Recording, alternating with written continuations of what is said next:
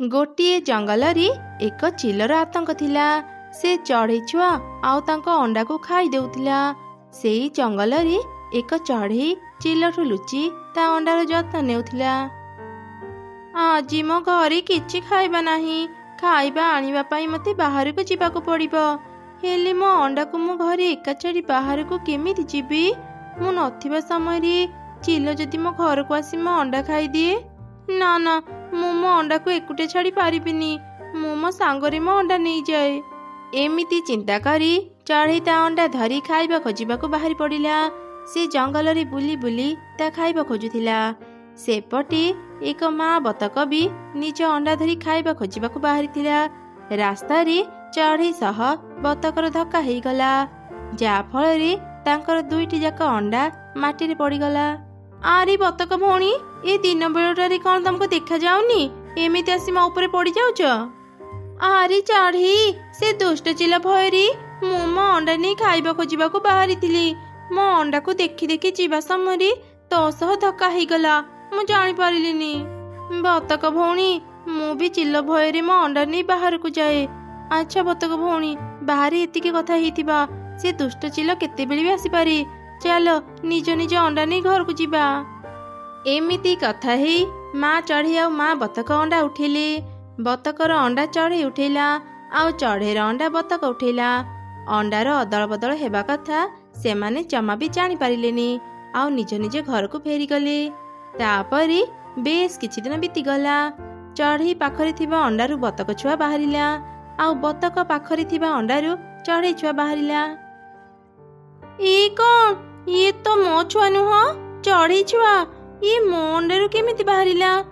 अरे अरे, मते लागुची से दिन धक्का हेबा फଳରେ मो अंडा आउ चढ़ईर अंडा माटी रे पड़ी जाइथिला।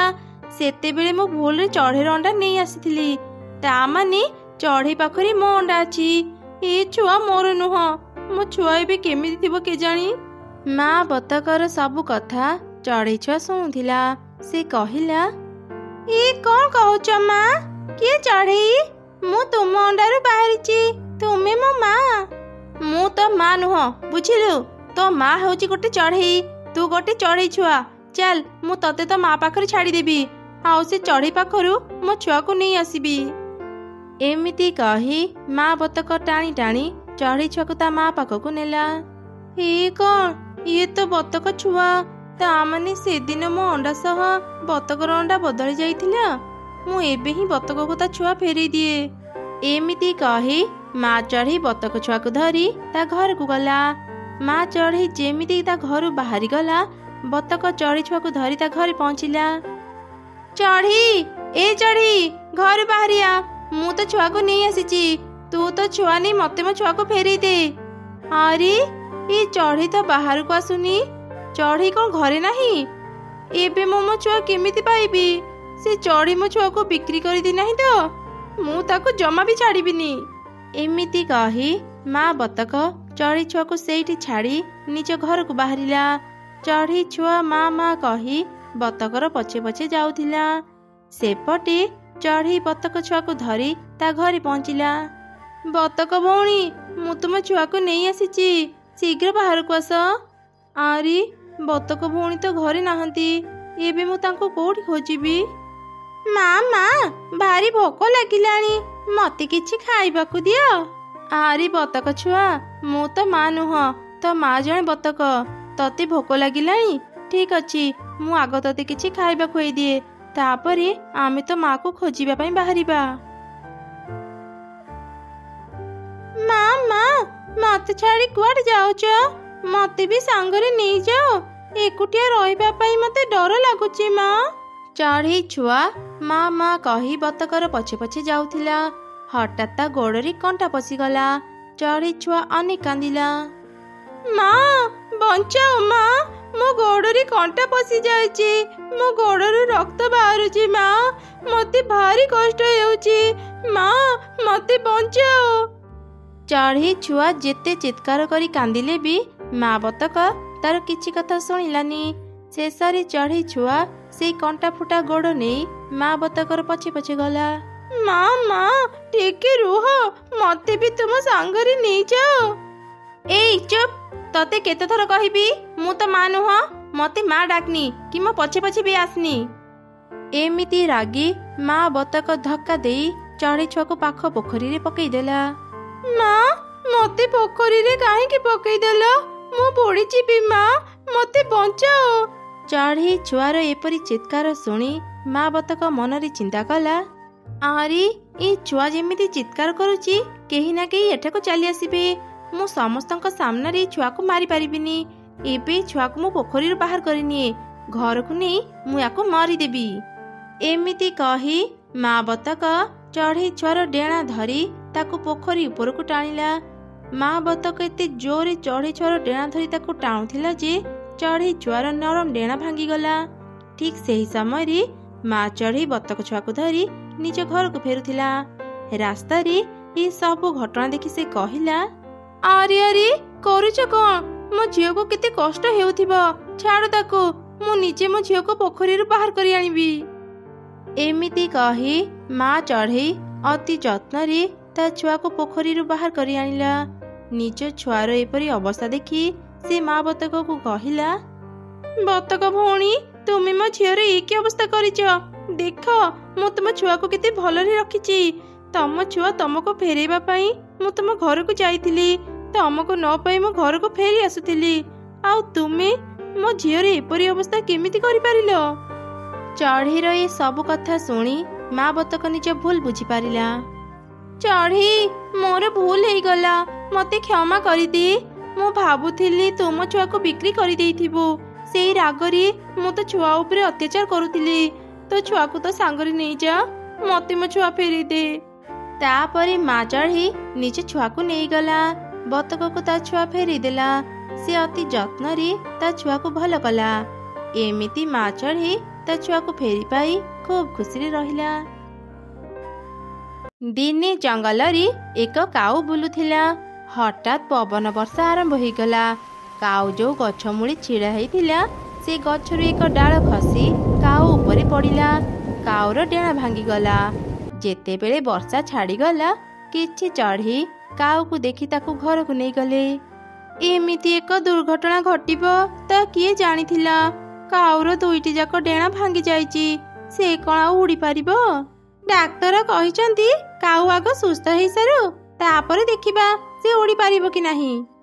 मो सह एसबु कौन हेई गला, मो जदि जानी थांती मो सह एमिति हेबो मो केबे भी बाहर को जाई न थांती। चिंता करनी काऊ, आमे समस्ते तो पाखरे अछु, तो सुस्थ न हेबा जाए आमे समस्ते पाळी करी तते खाइबा देबु। से दिन परठारु प्रतिदिन चढ़ई माने पाळी करी काऊ को खाइबा देउथिले। किछि दिन परे काऊ सुस्थ हेई गला।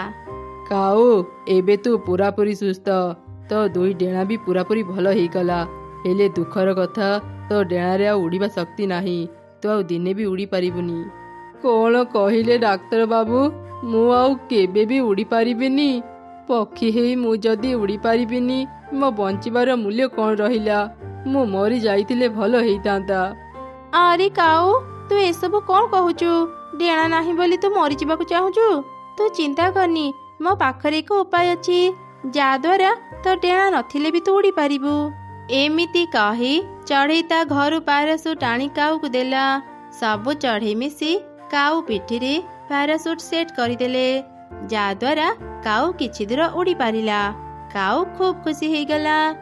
एमिति प्रत्येक काम रे चढ़ई माने काऊ को साहाय्य करुथिले। से जंगलरू अनेक अनेक दूर रे एक राक्षसी चिल रहुथिला। से ता मंत्र शक्ति रे एक पद्म फूलर घर तैयारी कला। ओं हिं क्लिं प्लिं, जा पद्म घर जा, मो पाई शिकार खोजिया। आउ एक मास परे मु तते मने पकेबी, तू मो शिकार धरी मो पाखक आसीबू। जा पद्म घर जा। राक्षसी चिलर आदेश मानी पद्म घर भासी भासी आग को गला। से एक जंगल रे पहुंचिला। सकाळे जेतेबेले चढ़ई नदी को पानी पीवा पई गला, से पद्म घर को देखिला। ए मु कौन देखुची, पद्म घर, इटा घर, बाउंस घर, पत्थर घर मु देखिची। जीवन रे प्रथम थर मु पद्म घर को देखुची। जाए समस्त को ये कथा जणाई दिए। ଆରେ ସମସ୍ତେ ଶୀଘ୍ର ମୋ ସାଙ୍ଗରେ ଆସ, ନଦୀ କୂଳରେ ନା ଏକ ପଦ୍ମଘର ଅଛି, ଦେଖିବ ଆସ। ତାପରେ ସବୁ ଚଢ଼େଇ ମିଶି ନଦୀ କୂଳକୁ ଗଲେ ଆଉ ସେ ପଦ୍ମ ଘରକୁ ଦେଖିଲେ। ଏ କଣ, ଏମିତି କଣ ପଦ୍ମ ଫୁଲରେ ଘର ତିଆରି ବା ସମ୍ଭବ?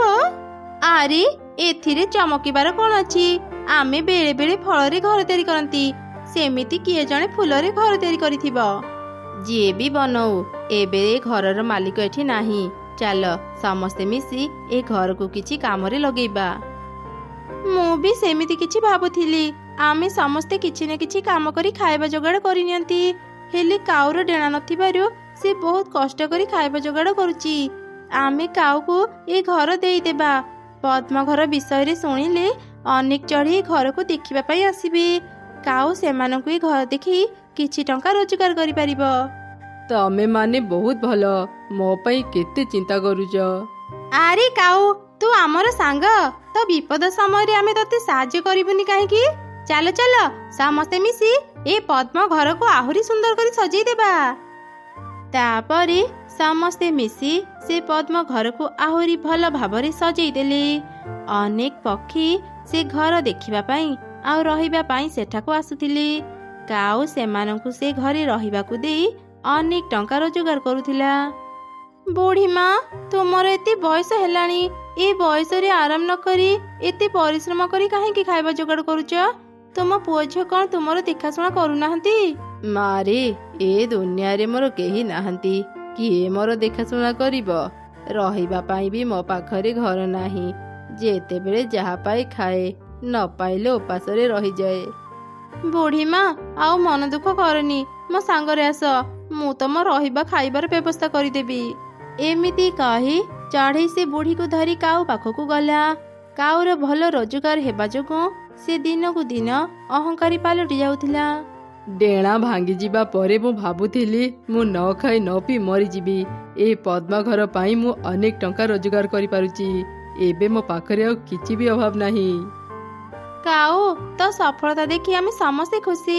ତୁ ଚାହିଁଲେ ଏବେ ଅନ୍ୟମାନଙ୍କୁ ବି ସାହାଯ୍ୟ କରିପାରିବୁ। ଏ ବୁଢ଼ୀମା ବହୁତ ଅସହାୟ, ତୁ ଟିକେ ତାଙ୍କୁ ସାହାଯ୍ୟ କର। ଚଢ଼େଇ, ମୁଁ ତ ମତଲବ ଭଲ ଭାବରେ ବୁଝୁଛି। ମୋର ଏତେ ଭଲ ରୋଜଗାର ହେଉଛି ବୋଲି ତୁ ଈର୍ଷା କରୁଛୁ ନା? ସେଥିପାଇଁ ଏ ଭିକାରୀ ବୁଢ଼ୀକୁ ମୋ ପାଖକୁ ନେଇ ଆସିଛୁ। ମୁଁ କାହାକୁ ବି ସାହାଯ୍ୟ କରିପାରିବିନି, ଚାଲିଯା ଏଠୁ। କାଉ, ତୁ ଏସବୁ କଥା କେମିତି କହିପାରୁଛୁ? ତୁ ବୋଧେ ଭୁଲି ଯାଉଛୁ, ଆମେ ସବୁ ଚଢ଼େଇ ତତେ ପଦ୍ମଘର ଦେଲୁ ବୋଲି ଆଜି ତୋର ଏତେ ଉନ୍ନତି ହେଇପାରିଲା। ଟଙ୍କା ଦେଖି ତୁ ଅହଙ୍କାରୀ ପାଲଟି ଯାଇଛୁ। ଯୋଉ ପଦ୍ମଘରକୁ ନେଇ ଏତେ ଗର୍ବ କରୁଛୁ, ସେଇ ପଦ୍ମଘର ତୋ ଧ୍ୱଂସର କାରଣ ହେବ। ଚାଲ ବୁଢ଼ୀମା, ଆଜିରୁ ତୁମେ ମୋ ଘରେ ରହିବ, ମୁଁ ତୁମର ଦେଖାଶୁଣା କରିବି। ଏମିତି ବେଶ କିଛି ଦିନ ବିତିଗଲା। କାଉ ସମସ୍ତଙ୍କ ସହ ଖରାପ ବ୍ୟବହାର କରୁଥିଲା। ଧୀରେ ଧୀରେ ପଦ୍ମ ଘରକୁ ଚଢ଼େଇମାନଙ୍କ ଯିବା ଆସିବା କମିଗଲା। କଥା କଣ, ଆଜି ଗୋଟେ ବି ଚଢ଼େଇ ମୋ ପଦ୍ମ ଘରେ ଆସି ରହିଲେନି। ମୁଁ କେବେ ବି ମୋ ପଦ୍ମ ଘରେ ରହିନି, ଆଜି ରାତି ମୁଁ ନିଜେ ମୋ ପଦ୍ମ ଘରେ ରହିବି। ଆଜି ହେଉଛି ପୂର୍ଣ୍ଣିମା ରାତି, ପଦ୍ମ ଘରେ ରହି ଜହ୍ନ ଦେଖିବାକୁ ଭାରି ଭଲ ଲାଗୁଛି। ଆରେ ଏ କଣ, ଏ ଘରଟା ଏମିତି ଭାସୁଛି କଣ ପାଇଁ? ମୁଁ ଶୀଘ୍ର କବାଟ ଖୋଲେ। ଆରେ ଆରେ, କବାଟ ତ ଖୋଲୁନି, କିଏ ମୋତେ ବଞ୍ଚାଅ, ଏ ପଦ୍ମ ଘର ମୋତେ କୋଉଠିକି ନେଉଛି? ଆସିଗଲା ମୋ ପଦ୍ମ ଘର, ମୋ ପାଇଁ ଶିକାର ଆଣିଛୁ, ଏବେ ମୁଁ ପେଟ ପୁରା ଖାଇବି। ଏମିତି କହି ସେ ରାକ୍ଷସୀ ଚିଲ ପଦ୍ମଘର ଭିତରକୁ ଗଲା ଆଉ କାଉକୁ ମାରି ଖାଇଦେଲା।